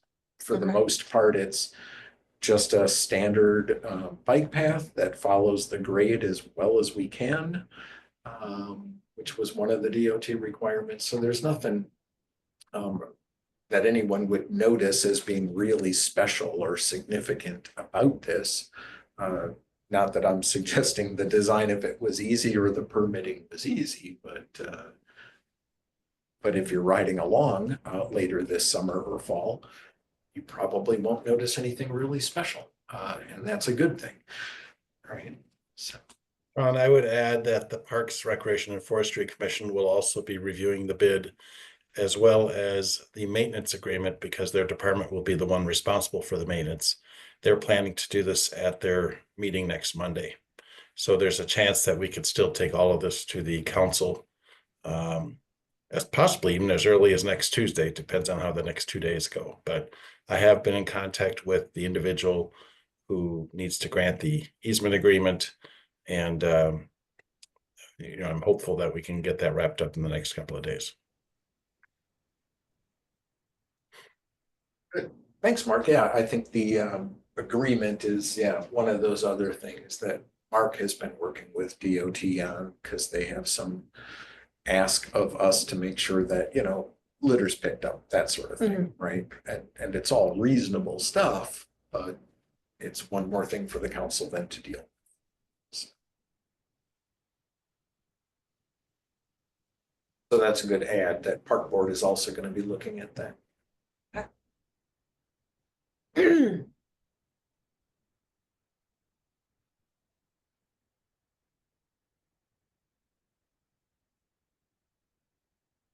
Sounds like there really aren't any hurdles. I mean, obviously an easement, but Right. as far as getting it through the rest of what's on the city side and maybe perhaps through another committee. Yeah, and I wouldn't expect, the park board to suddenly discover something that's odd about this. It's details of the agreement that we want to make sure that they're aware of. And that DOT is okay with this. So once we have this little corner clip of an easement, then everything I think is lined up to do that. We have more than sufficient funding allocated in TIF to accomplish this. Okay. So that's good news too. And so the only remaining question is, do we think the Blocky Paving Corporation, who are the apparent low bidder,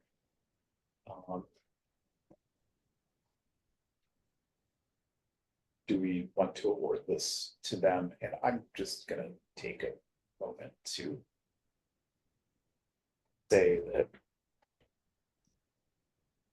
after reviewing the itemized list of costs contained in this bid and the substantial discrepancies on some line items,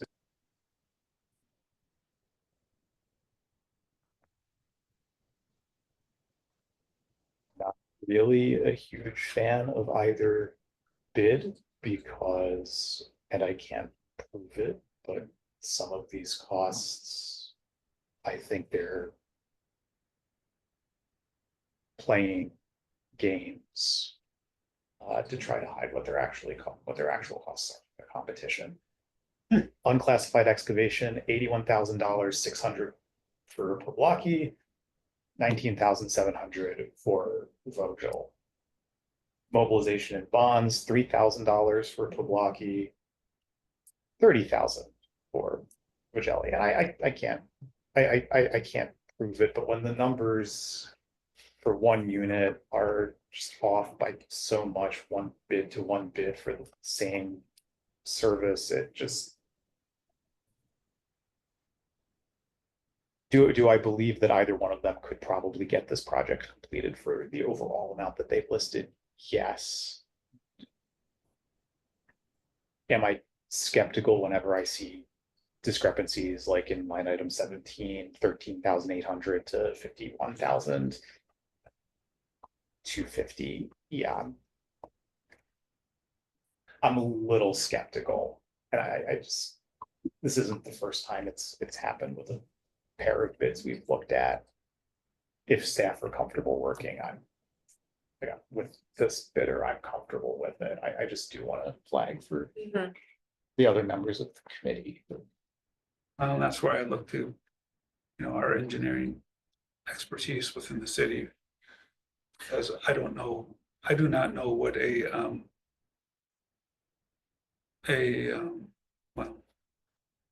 inlet protection is, or a sill fence, or I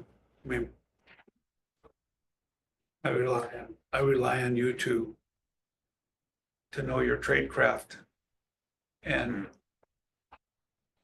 be able to make those judgment calls.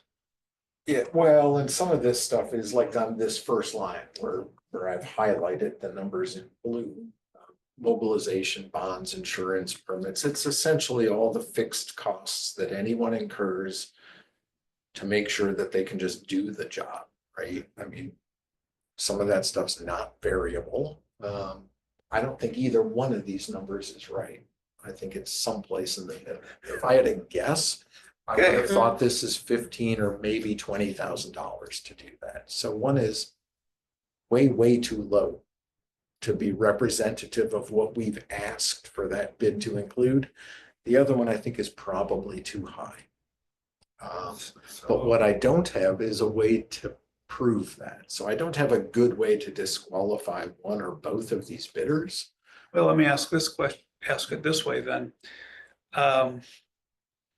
We all know that probably anybody who's doing work is materials costs are a real concern of, and they're going to be even a greater concern, I think, moving forward. Yeah.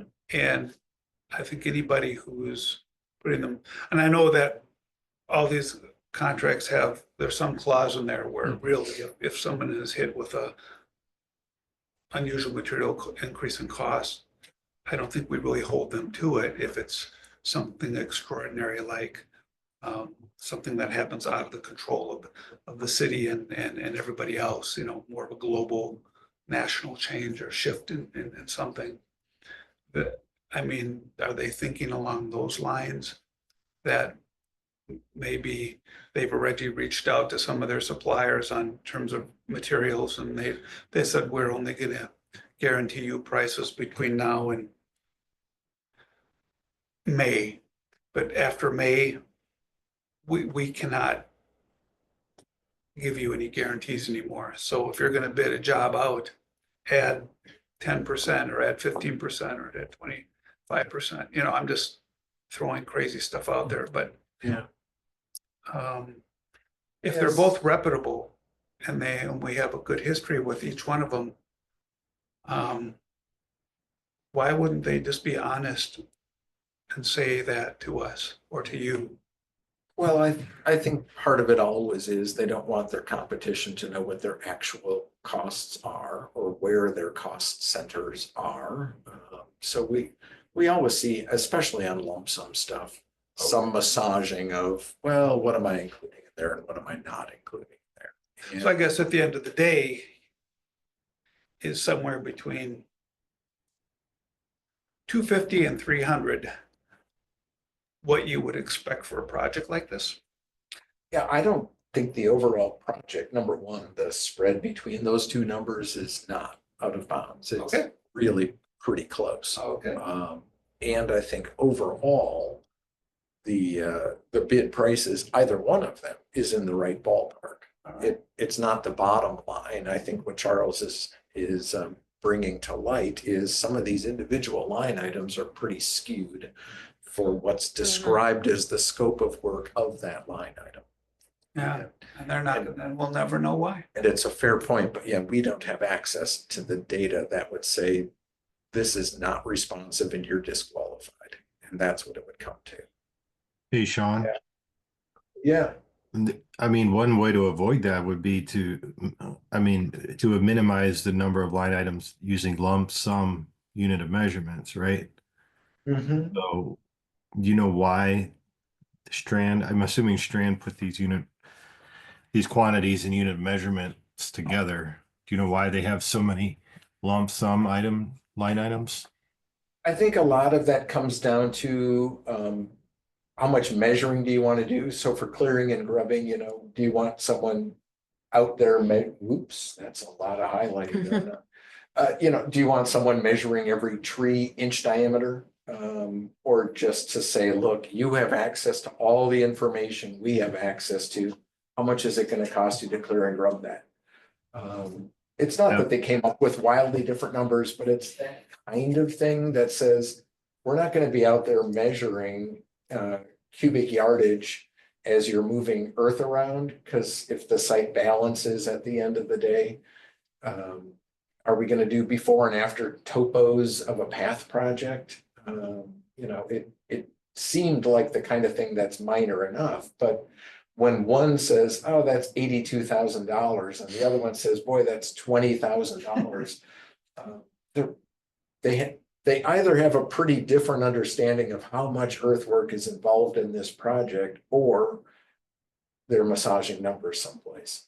But even of things we are measuring, like concrete sidewalk, if it's $12 or $75, that's a pretty wide spread.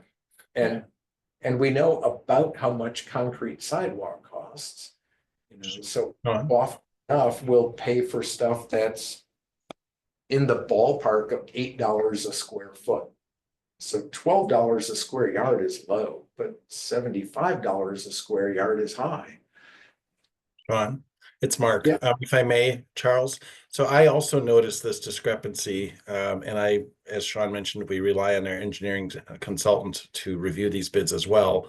One of the thoughts I had regarding line items 3, unclassified excavation, and 17, relocate existing fence, is perhaps there's some grading or excavation that's assigned that's unclassified in the Pawlowski bid that really should have been related to the establishment or the relocation of the right-of-way fence. I mean, that's my non-engineering brain thinking that people could be counting things in different ways, but Sean already addressed that. So I appreciate the concern. Ultimately, what I wanted to contribute here is that our opinion of probable cost from the engineering consultant was that this would originally be, I have it here in front of me, $376,000, including construction engineering services and contingencies. So both bids are within that. We do anticipate a construction engineering agreement with Strand around about a $50,000 amount. So it still will be below the original opinion of probable cost, and the council for 2025 budgeted $400,000. So I'm very pleased. I was delighted to see these two bids. I was hoping we'd get 3 or 4, but I was delighted that they came in under budget. Hey, Mark, I have a question. You've seen a lot of these projects over the years. I haven't seen that many. Sure. I'll emphasize that. I mean, I don't know either one of these vendors, other than I see the Pawlowski trucks all over the place, They've done work for us. Yeah. Sure. Does the city have? I know sometimes you have preferences over one company over another just because of the general experience with them in terms of their responsiveness and professionalism and. There's no reason to believe they can't do this job. Yeah, I think they're both qualified. Okay. And our job per statute is we hire the lowest bid if they're qualified. Okay. And I don't have a reason to disqualify either one of them, though I do appreciate that they have a different understanding on certain line items of what we've asked for in the scope of work, or they're playing with numbers. yeah, I just wanted to flag this as an ongoing thing for the committee, for the other members of the Oh, committee. I appreciate that, Charles. I really do. And I understand where you're going with it. And if there's a way for us as a city to figure out a way to maybe tighten things up a little bit so that our committees can make decisions with. I guess we just pared down from 27, 22 line items to 11. And then we, Well, and some have gone the other way. I mean, if you ever look at a DOT job, it's hundreds of line items. okay. And there's a lot of measuring and record keeping going on. But that all adds to the cost of a project too, then, that it gets complicated. So I think I have a this is question here, Sean. Yes. I mean, given this very significant discrepancies in certain line items, I mean, as you said, if they have not understood the scope, will they come back and say, okay, oops, we did not realize what it really involved, and now we have to amend the bid? Well, the short answer is no. Well, somebody could always ask, but the short answer is no. these things are defined. They are shown on the drawings and detailed in the specifications, so that it's required to be done. That's not the question. The question is, did they understand what's unclassified excavation versus something else? And it's difficult for me to say that they wouldn't know that. This is the business they're in. So I suspect that they're shifting numbers, but without any way to prove it, I can't say that. Well, Sean, if you are comfortable and staff are comfortable with Poblocki as a bidder, you are comfortable, right? That's what's in the, I think either one of these would do a good job. Yeah. Okay.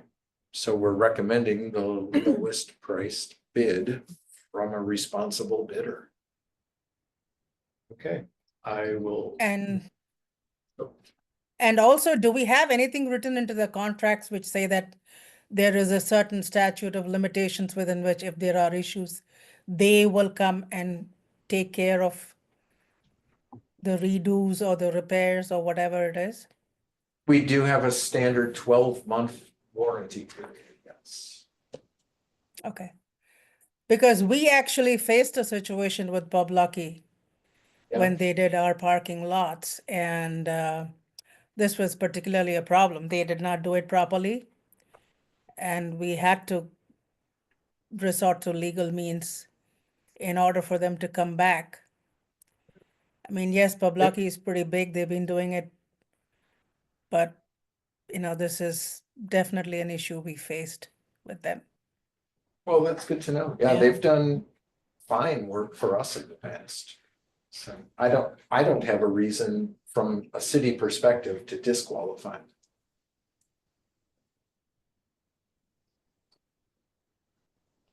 If staff are comfortable with Poblocki, and it seems like staff are, I will move to recommend to the Finance and Personnel Committee and to Common Council to award a construction contract to Poblocki Paving Corp. In the amount of $277,097.73, contingent upon staff securing prior to award of the bid an access easement for necessary for the construction, and satisfaction of city attorney with. I will second that motion.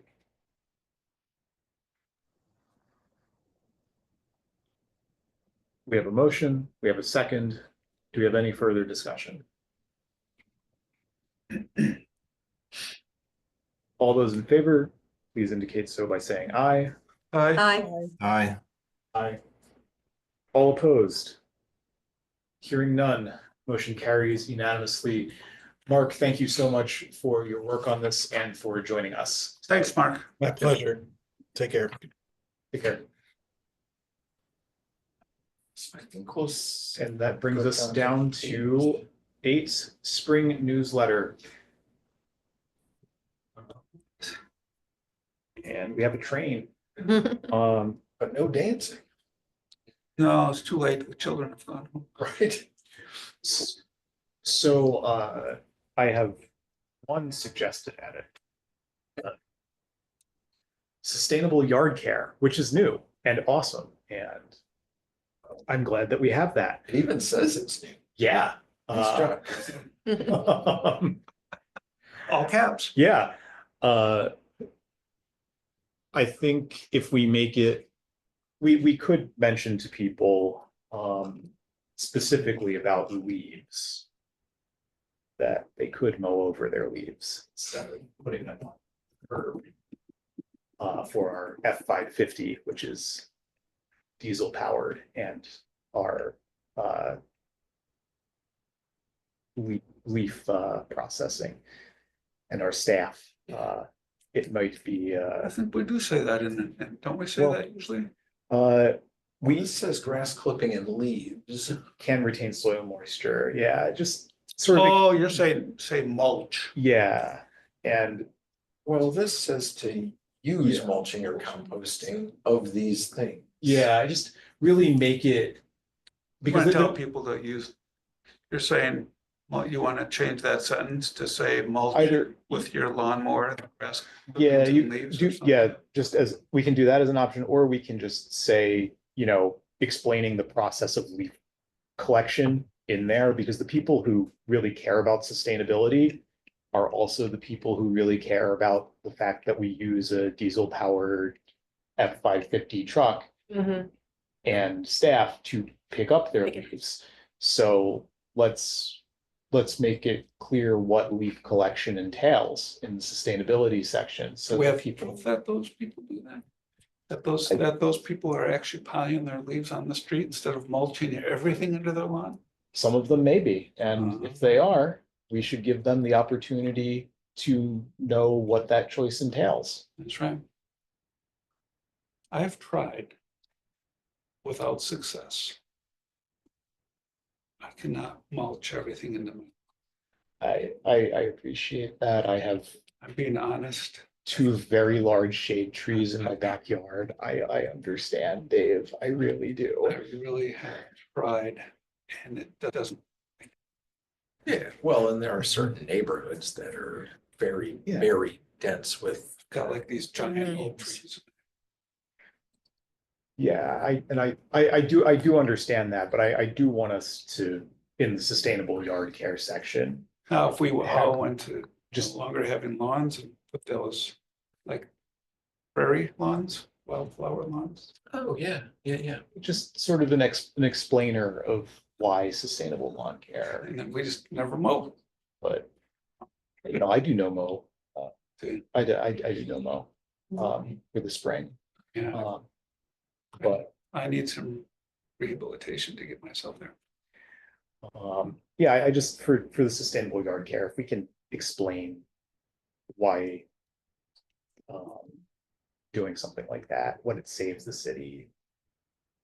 So you're just thinking a sentence or two about why this is. a Yeah. Good idea. Yeah, you know, hey, this is what happens when we pick up your leaves. Mhm. And that way, sustainability minded people who currently put their leaves on the curb, but who may make another choice, have the full information to work with. This is how you are personally being a good steward of the environment by dealing with your own leaves. You're absolutely right. I mean, I wish I could be better at it personally. I do hear from constituents that then when the city does come with the super vac and chip machine, you know, blows them around when they're really dry. Yeah, it's always the best. We love it when it rains. So just then I, fall.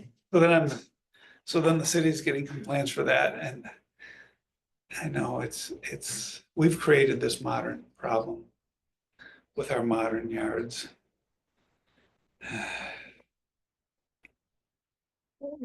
We can add a little bit of information, to sustainable yard care, and that'll help, and it'll move in line with I have to find some technology solution for this. Some kind of mowing machine, something. but until that happy day, we can just give people additional information and hope they make the choice that works best in line with everyone's values. You're the expert. What do we do? The people who are interested in sustainability will already be mulching their leaves. But when you have nowhere else to put your mulch leaves, what do we do? Build a garden and put a little 2-foot fence around it, like my wife and I, we just dump all of our leaves in there and let them compost over the winter. And we never, well, I shouldn't say never, we rarely put leaves out. But we try not to. Yeah, I think that's some of the things that works fine. That's like once every 5 years, we put out some leaves, but branches, we try. lots of branches. Maybe it's the kind of leaves on the tree. No, otherwise, I think It's good, Charles. I think it's a good Yeah, I agree. good newsletter. It's got a lot of new stuff in it. I'm looking forward to seeing this, particularly the food kiosk. The food recycling Yeah. kiosk. And the coming out. Pizza That's- box recycling. And pizza That's- box recycling. That's Yeah, big. Yeah, Pelletary came out with that. Mhm. That apparently works now for their recyclers. Perfect. So good news. And Little bit of cheese, no worries. I thought too, Casey Weber, our public works assistant, did a really nice job with just layout and the overall look of it. I think when I laid one out once, it just looked like early days of text, with like, Yeah. there's a bunch of information. Most people understood that Mohai thing too. The Yeah, what? Oh, yeah. mowing Oh, high, hi. yeah. Oh, yeah, right. Who prints it for you? We don't anymore. It's electronic. Oh, it's just electronic. You Only don't print electronic. anything. Yeah, we actually asked DNR that years ago, and they said, no, as long as you're making it publicly available Right. and letting people know that it's available, you're probably better off not printing 6,000 copies and mailing them. Yep. Just to generate recycling. Yeah. So yeah, that was, Love it. yeah, that was a good call. I think Toby Ginder made that call, and DNR was like, yeah, that'd be just fine. Can I make, now that I'm looking at it, can I make one suggestion for? That'd be two one- then, Well, but- yeah, one additional, brush collection rules. Do you know what page that's on? That is on page 3 into 4. If we could have a picture of what parallel to the curb means, just for, so, with the ends facing right when looking at the street, just some people are visual. I can ask about that. Yeah, I can, because I have some brush that I need to put out, I would be happy to send a sample picture.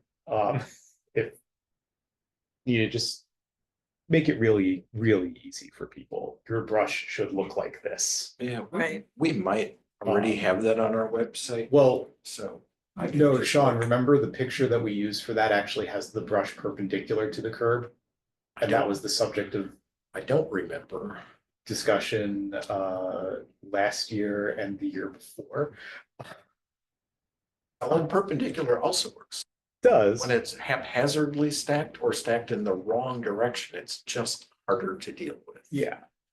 But if we're asking parallel, then Yeah. I know, we'll have to go back to 6th grade geometry. Right. yeah. What does that mean? So, I'm just I trying had, I had, to, I just, I had a city utility crew as a neighbor for many, many years until he retired. Yeah. And we were doing tree trimming and I was putting them parallel to the curb, but they were long. The branches were like half the length of this table. Sure. Came over, he said, Dave, don't do that. I said, why? He said, if you just leave them, just drag them down to the curb and have them pointing out to the street when the crew comes by, then they just pull them onto that. I Sure. was like, yeah, whatever. Parallel works too, if it's not hanging over the curb or hanging over the sidewalk. Oh. And sort of pointing the right direction, So I figured, we'll get it from there. Yeah, we're not gonna come out and measure it, like, that's not parallel, so we're red tagging it.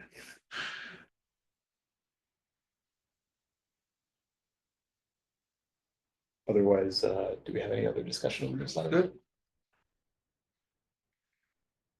Brandon, Guthrie, do you have any? No, it looks good. I'm ready to make a motion if somebody wants to. That'd be all right. I'm not saying no. Sorry, Guy Author, I think I cut you off. Did you have something? No, I'm good. Guthrie's gonna make the motion. Does this need a motion? We've done it both ways. We've done it either as a motion to direct staff to publish this. And we've also just done it by consensus of the committee that staff publish this.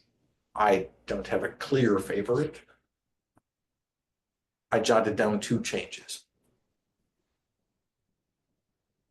Guthrie's not good. So let's go for it. We can have a motion. Why not? Okay, To publish this with incorporating the 2 changes suggestion and Okay, that's Yeah. good. That's about it. I'll second that motion. Is there any further discussion? All those in favor, please say aye. Aye. Aye. Aye. Aye. All opposed, hearing none, motion carries unanimously.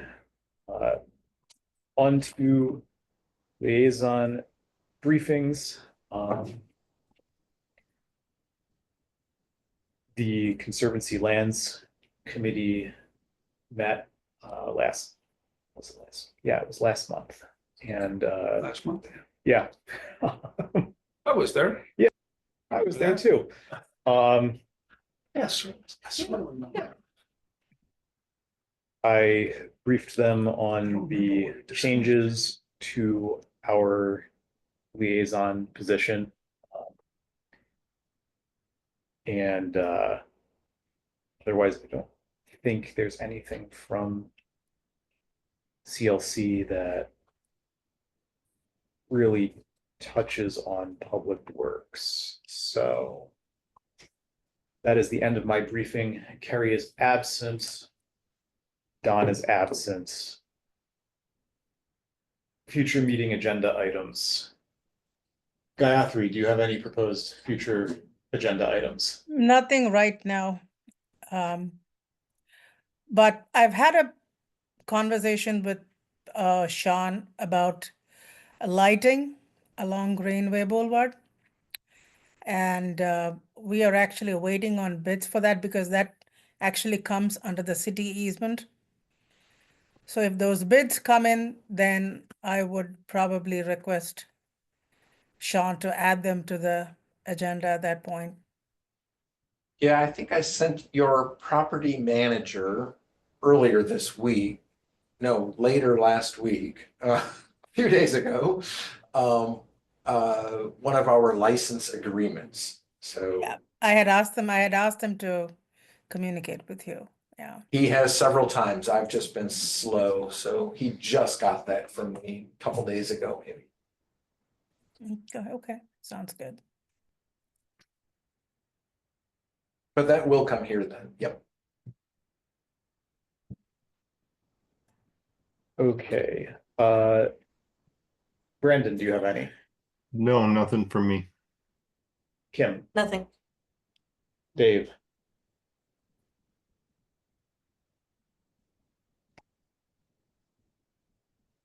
Yeah, Sean, I'll touch base with the one that's going on in my head before I say it. So Okay. touch base outside of the meeting. Yeah. I have none at this time. Email was also fine. Yeah. Okay, with that, we have reached the notice or the end of our noticed agenda. The meeting is adjourned. Thank you, everyone, for joining us. Have a great night. Thank you. Good night, everybody. Night. Good night. Looking for a mix, you know, on the lawn in an area. But I just want kind of a wild flowers match. Yeah. And I've tried one mix.